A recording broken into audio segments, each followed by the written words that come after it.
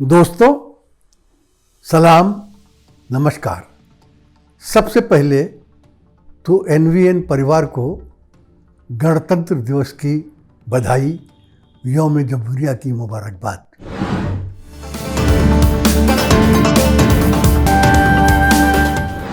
दोस्तों, कमाल की बात यह है कि हमारे इलेक्शन कमीशन को वो चीज़ें भी नहीं दिखाई देती जो हिंदुस्तान में बच्चे बच्चे को दिखाई दे रही।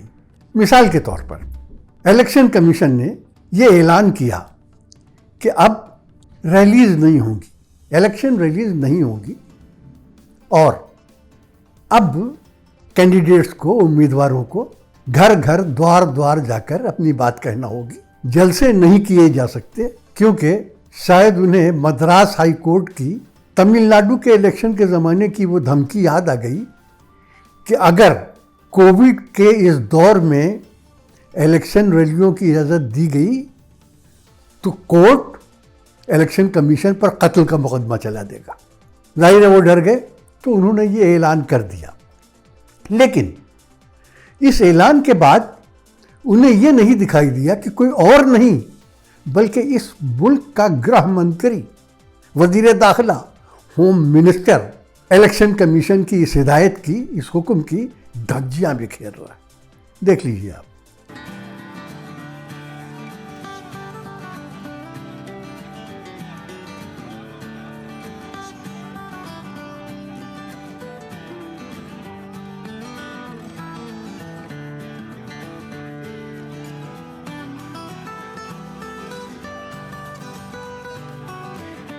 आपने देखा कि आपको इसमें 5 आदमी नजर आए, या आप जो उन्होंने 5 को 10 कर दिया तो क्या 10 आदमी नजर आए? क्या आपको नजर नहीं आया कि वहां सैकड़ों लोग थे?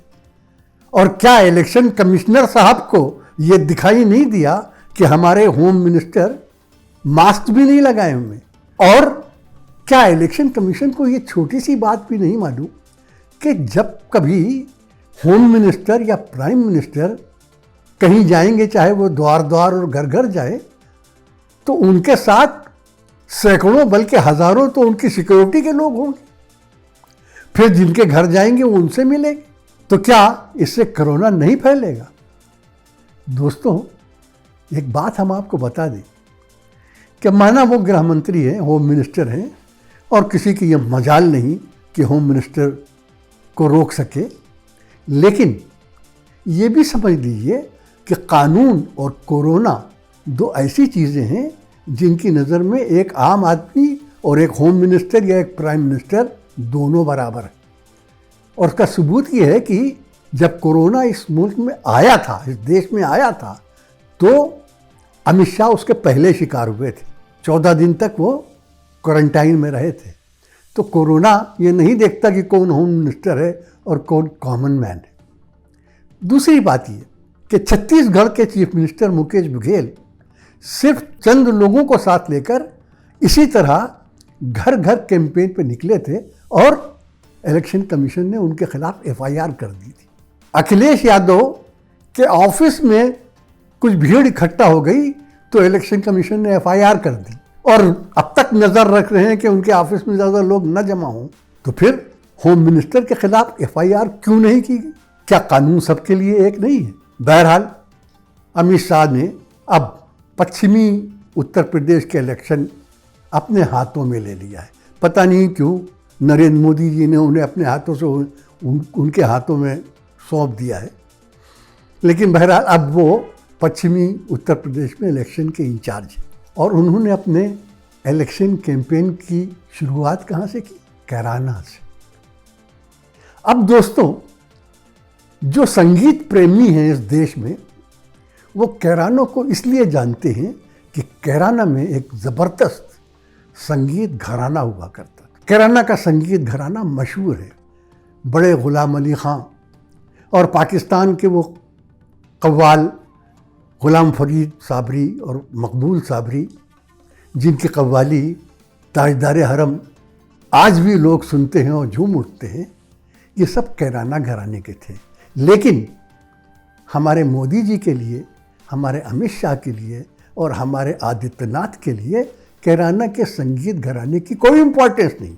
उनके लिए तो कैराना उस जगह का नाम है जहाँ से सदियों पुराना हिंदू मुस्लिम इत्तेहाद, हिंदू मुस्लिम एकता में दरार डाली गई थी दंगे कराकर। और सब जानते हैं कि इस देश में दंगे कौन कराता रहा है और कौन कराता है, बताने की ज़रूरत नहीं। 2013 में कैराना और मुजफ्फरनगर में वो दंगे हुए थे जिनकी वजह से सदियों पुराना हिंदू मुस्लिम इत्तेहाद में, हिंदू मुस्लिम एकता में दरार पड़ी थी।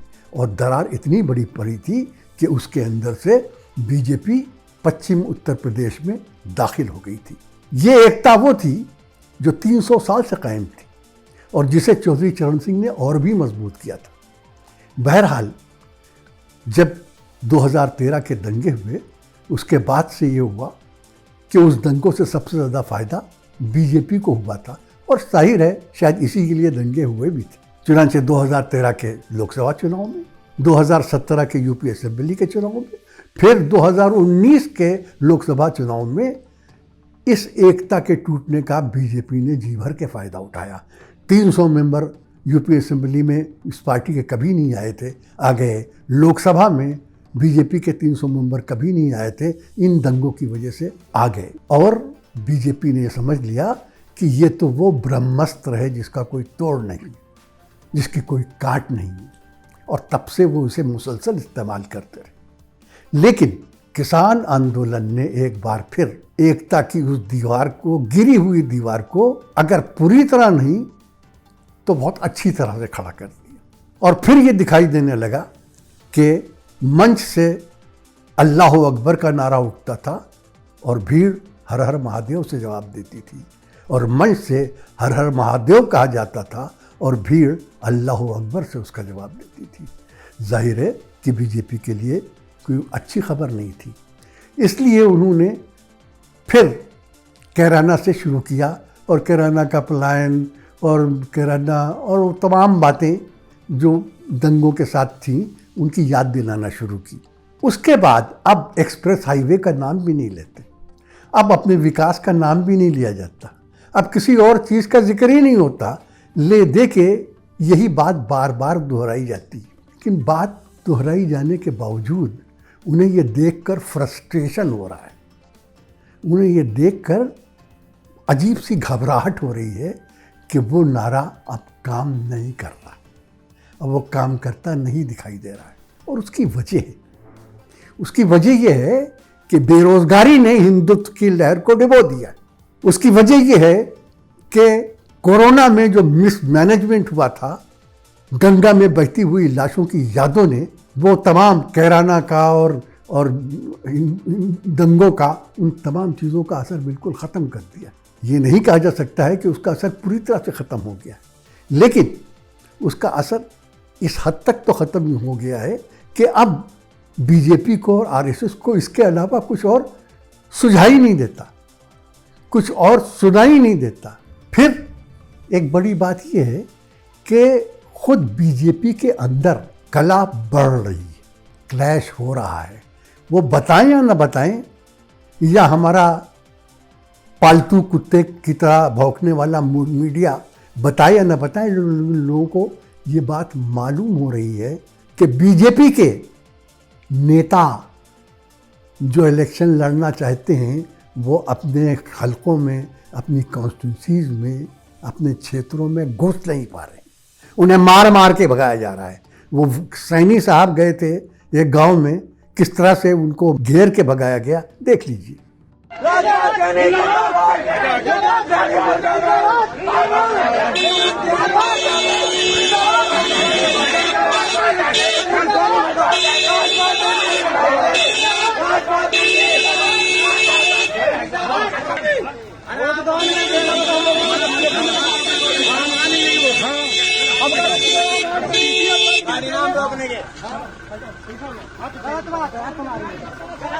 और अब ये खबर आई है कि जो उप मुख्यमंत्री हैं, deputy chief minister Keshav Prasad Maurya, उनको भी उनके गांव में घुसने नहीं दिया गया।